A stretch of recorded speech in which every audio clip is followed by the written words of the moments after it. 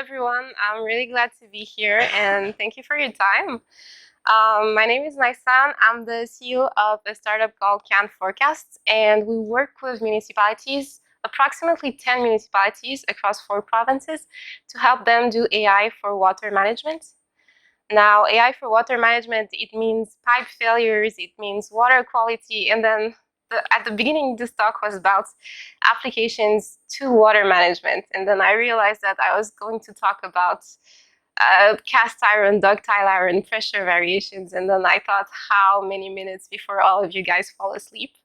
So I'm going to talk about application to water management, just one. But this is really a general talk. Interpretability in machine learning is relatively new. So it's just a kind of an conversation opener about what's being done right now. So human interpretable machine learning is a relatively new field, and a lot of people ask why. Why do we need machine learning models to be interpretable? So I'm going to give you a particular example that we had. So as data scientists, I think I wouldn't say we really like to play with models.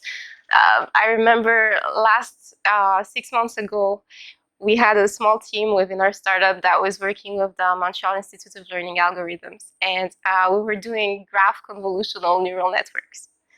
I mean, I wasn't involved in the fine-tuning of the graph convolutional neural networks, but I was really proud that we're doing something this bleeding edge. So I talked to one of our clients, oh, this is what we're doing, it's bleeding edge 2017, etc. And the client was just like, okay, does it work? So as data scientists, we like it when it's complicated, but clients, they have their own agenda. And within that agenda, there are questions that require interpretability, like an applicant who submits an application for a credit application and it's denied. So why was my application denied?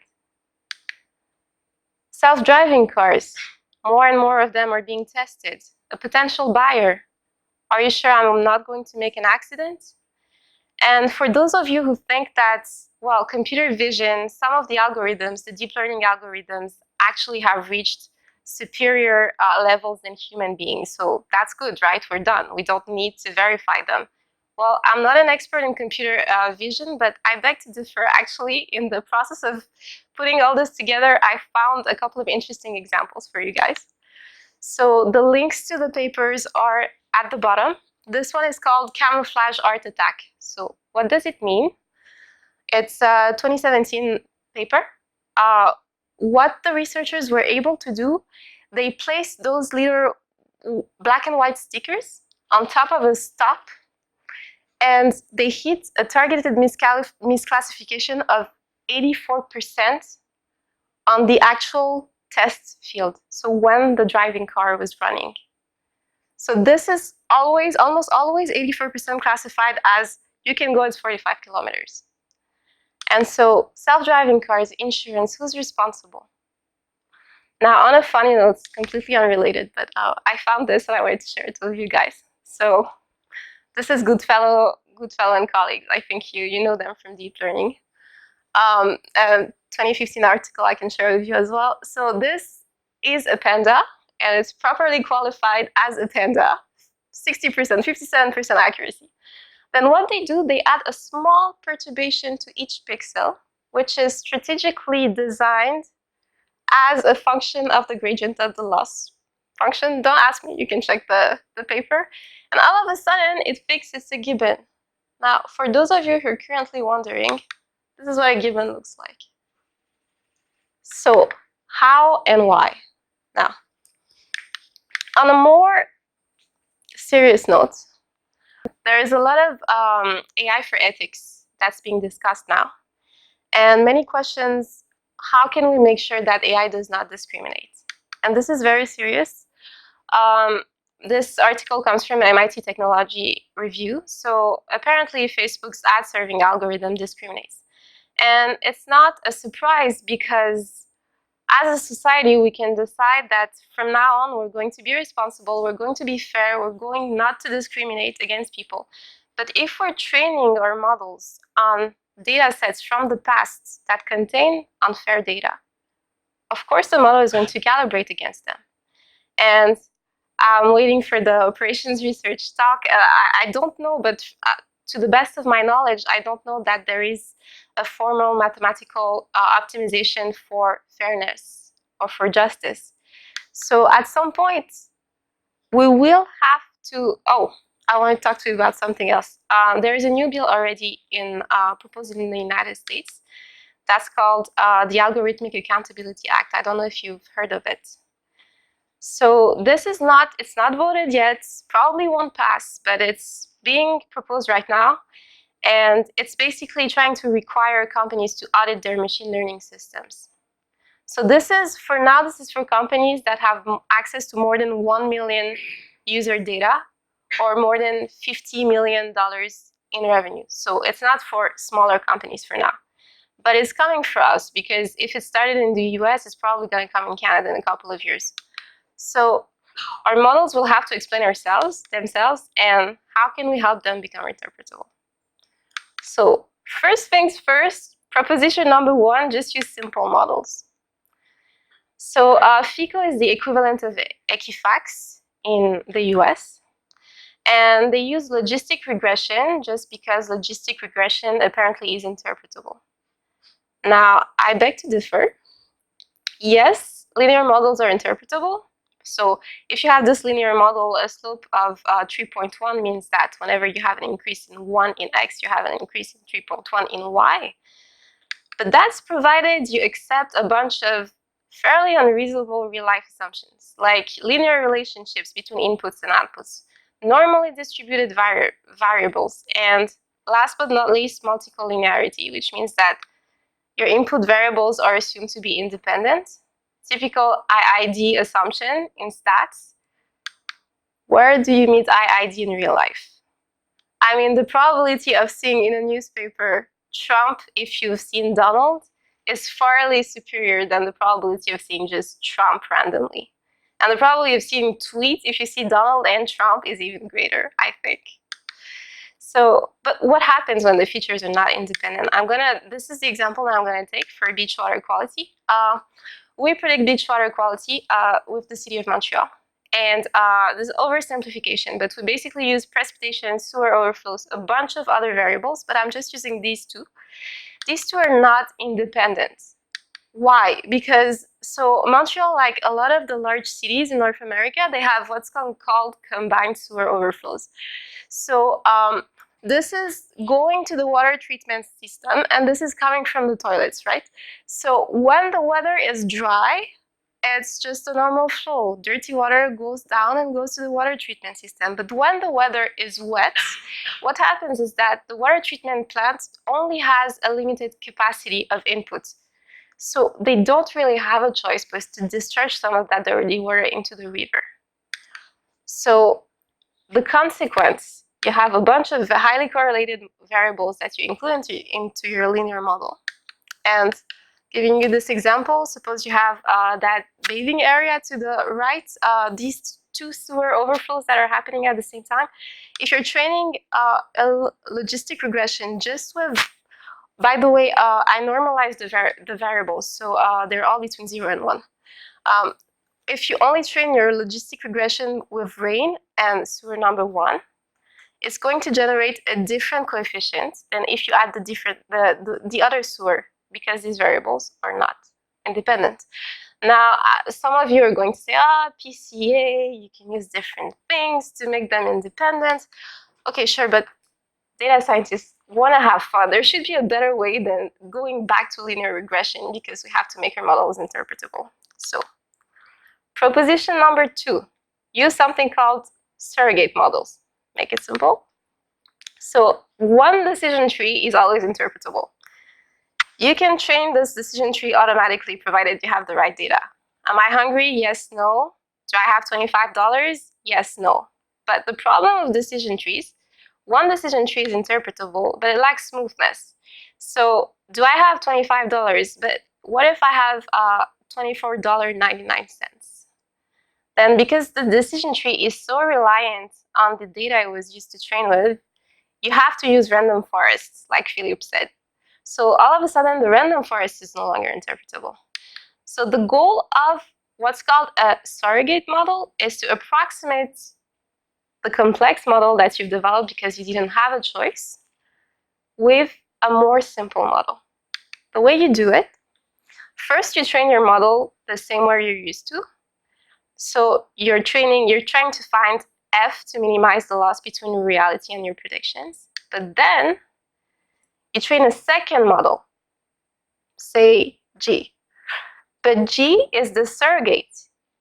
Now you're minimizing the loss between not reality and the prediction, but the prediction of your complex model and the prediction of your surrogate, provided your surrogate is interpretable.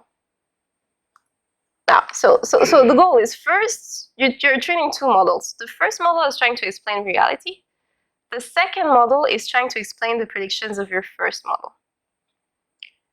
Now, does anyone see a fundamental flaw with being able to approximate a convolutional neural network of a decision tree well?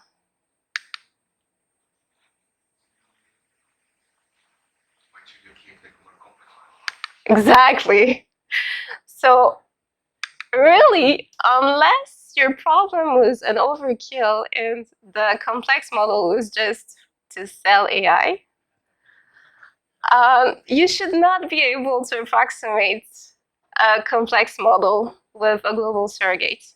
That's when something that kind of works comes in that I want to talk to you about. It's called local surrogate models. An example that I wanted to show you that works with Python and R, because I don't know, maybe some people use R here in Python. It's called LIME. I don't know if you've heard of it. It's called Local Interpretable Model Agnostic Explanations. The paper was out in 2016, so it's relatively new. The library in Python is also relatively new. It needs improvement. But the idea is quite simple. So imagine over here, this picture comes from the paper. Imagine over here, what you see, the rectangle is your input space. So you have a two-dimensional input space. And the pink is your positive class, and the blue is your negative class. You can see that the decision boundary is highly nonlinear. So it's going to be difficult to approximate it globally. But however, if you consider the plus over here, the plus in bold, as your prediction that you're trying to approximate, around that plus, you can probably fit, hopefully, a linear model that's a good approximation, a local approximation of your model. So this is something that we've been exploring for customers because they do high-risk decisions in water management, and they want to know why they have to make these decisions and why our models are predicting that we have to replace this particular pipe within the next 12 months. So, for instance, this is the same example of the water quality prediction. This particular prediction is an output that you can have with Lime. So you can see that my second sewer is the one that has a high value. And you can see completely to the right, it's the one that makes, that has the higher contribution towards making the prediction closer to 50%. I can get back to this. I know it's not, I can get back to this at the end. Now, important limitations of Lime. So right now, the current Python implementation of Lime only works with linear models. So we're kind of back with the same interpretability issues that we had with linear models in the first place. And also the true model can be highly nonlinear when you're trying to approximate it. So right now you are in your rightful minds to wonder, what was the point of the last 20 minutes? And there was a point in the last 20 minutes. So the point was, no model will free you completely from making assumptions. Like Philippe said, every system has axioms and every model has assumptions. And because of the upcoming regulation, some models will have to be accepted by lawmakers as interpretable, or business will have to stop. Now, there is a high probability that at least linear models will be accepted. Think of FICO, think of all these credit scores that still use linear regression and are accepted as interpretable. So, but this doesn't mean that data scientists will have to go back to linear regression. Local surrogate explainers like LIME can help increase the interpretability of black box models by making them almost as interpretable as linear models, at least locally. Thank you.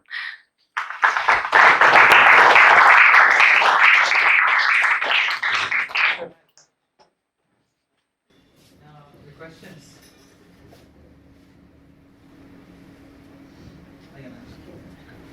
So which model you use, like in your company? So we have been using graph convolutional networks, but I have to be honest with you. Right now, we use a lot of random forests, and we have a postdoc researcher who does a lot of Bayesian modeling. It's called prior elicitation. So we are making all sorts of forms for experts to fill. So we have priors that we can insert into the Bayesian models. And when you say like water management, is it more like what you said, like pipes flowing through contamination, not like rivers or streams, right? No, yeah, you're right. So we have mainly two products. One of them is the prediction of water quality that you saw, the example that I gave. And the other one, that's our bigger markets, is really to help cities identify which pipes are going to fail in the upcoming 5 years. Yeah. Thanks.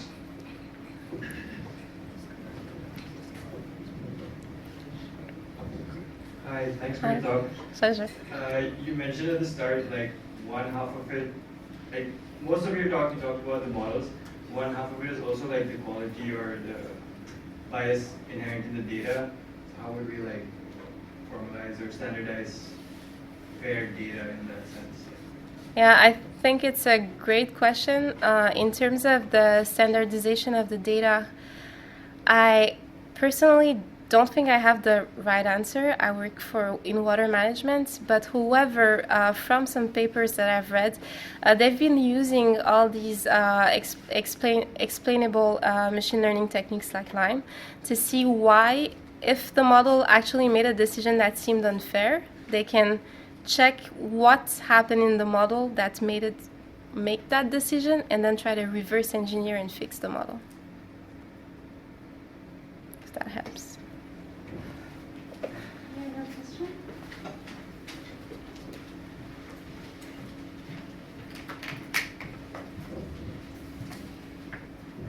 Has there been cases where some of your clients' problem could be easily solved by logic trees instead of AI, and how did you explain it to them? So we had an interesting example actually of we've been working with the city of Montreal for water main replacement since last year, and I wouldn't say we had to use a more complex tree, a more complex algorithm.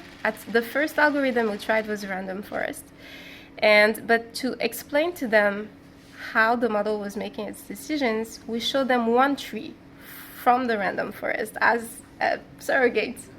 And one of their engineers called me at some point and he said, listen, I've been using your tree and some of the predictions of your model don't match your tree. What's going on? So that's where we started to realize that we have to find a better way for our customers to understand.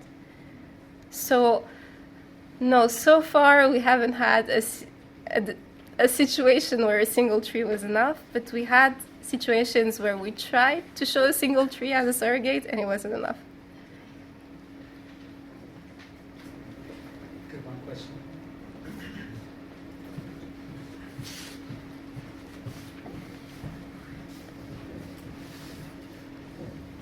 Thank you for your presentation.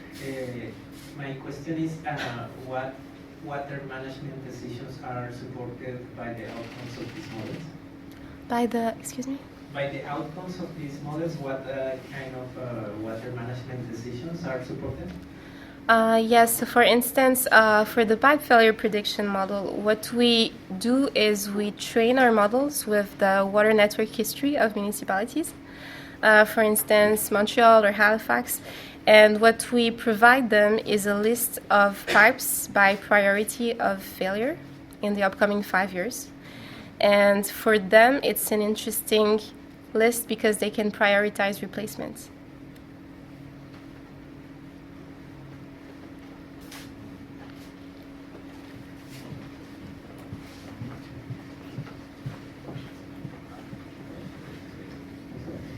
I'm struck by the similarity to the electrical power network problems like they have in California at the moment, where they decide to shut something down because an event might happen. Okay. And it's kind of similar to ecology, our previous talk, in that you have this system that you don't have much information about. And just coincidentally, Montreal has dug up every pipe in the city, like in the last 12 months. So you actually got almost like a gold standard. Like when they dig up the hole, did they say, well, actually we dug up the wrong hole? Was that pipe fine? Like, are you getting good data that's saying on the aging of pipes? And then you've got new data coming in a Bayesian sense. Mm-hmm. And you could turn up to their next meeting with the water people and say, actually our predictions were wrong. Mm-hmm. How's that going? No, yeah, absolutely. And we do, as with every model with noise data, we do have false positives and we do have false negatives. The thing that makes our product interesting is that we managed to compare the performance of our models in the past with on a year of data that the model did not see, with the performance of the software that was used by the city, and we realized that we were 9 times better. So they're willing to accept, because most cities actually have a fixed budget for replacement that is in the tens of millions of dollars per year.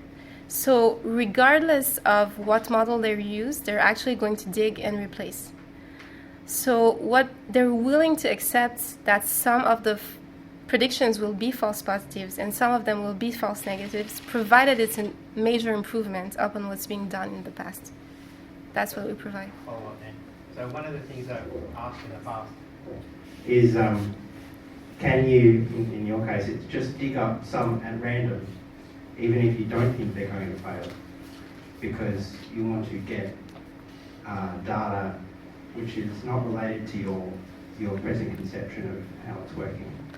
That's interesting. I think maybe not digging up if they're not sure, but what they do when they're not sure is that they can send sensors inside the pipe. So they're going to close a bunch of valves that is going to make the water main dry, and then they're going to insert a camera to see. So it's less costly than digging up, but it's still costly. So it's a trade-off between how many of these operations do you want to make per year and how good you think your model is. Maybe last question. Thank you. Question, what infrastructure do you have in place for monitoring that in the following years then might be, even though you are predicting something, things are actually start to falling apart? And this is related with the other question, whether when you inform about the prediction, do you also provide some measure of the certainty of the prediction? Yes, that's a very good. So uncertainty has been one of the reasons why we started exploring these model interpretability examples. For uncertainty, we do have research with McGill. We're developing Bayesian models. So the prior elicitation is something that's being in the process of being done, but right now, with the Bayesian models that we have, I'm not the expert. Personally, we have postdoc that's doing this, but we're able to generate credible intervals on the predictions of the model. So sometimes the credible interval is too big, but sometimes it's thin enough that we can be quite sure that this is what's going to happen. So thanks very much.